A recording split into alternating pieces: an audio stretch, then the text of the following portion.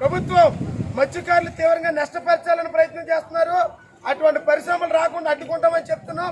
రెండోది, మత్స్యకారులకు తప్ప ఇతర అన్ని కులాల వరకు భూములు ఉన్నాయి, వారికి అనేకమైన ప్యాకేజీలు వర్తిస్తున్నాయి. ఉన్నట్టుండి మత్స్యకారులు కంపెనీలు వచ్చి లేపేస్తే ఒక్క మత్స్యకారుడు కూడా సెంటి భూమి లేదు. మత్స్యకారు కులానికి చెందిన ప్రతి కుటుంబానికి R&R ప్యాకేజీ కల్పించాలి.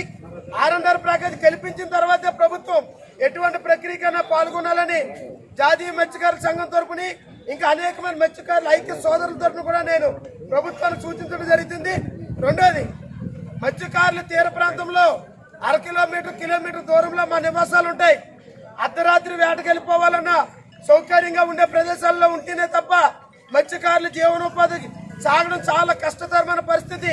ఉదాహరణకు డిఎల్పురంలో మత్స్యకారులు లేపేసి ఎక్కడో దొంగలకొండ పెద్దకొండ ప్రాంతంలో ఇవ్వాలని ప్రయత్నాలు చేస్తున్నారని సమాచారం వస్తుంది.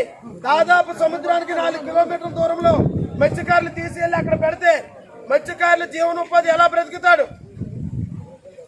ఎర్లీ మార్నింగ్ 4 గంటలకి ఆటకెళ్ళవలసిన పరిస్థితి వస్తే మత్స్యకారులు రాత్రి 1 గంటకు బయలుదేరవలసిన పరిస్థితులు ఏర్పాటు చేయాలని మత్స్యకారుల పట్టు మీద కొట్టాలని ప్రభుత్వం చూస్తుంది.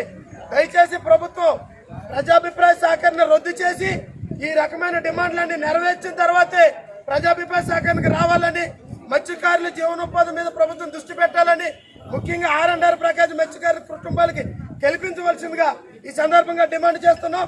ఈ సమస్యని జాతీయ మత్స్యకార సంఘం తరఫున మరి మా సంఘ రాష్ట్ర నాయకులు కూడా తెలియపరిచి దీని మీద మరి సరైన సమాధానం ప్రభుత్వం కల్పించవలసిందిగా డిమాండ్ చేస్తూ ఈ అవకాశం ఇచ్చిన ఇక్కడున్న రైతు సోదరులందరికీ హృదయపూర్వక ధన్యవాదాలు తెలియపరుచుకుంటున్నాం.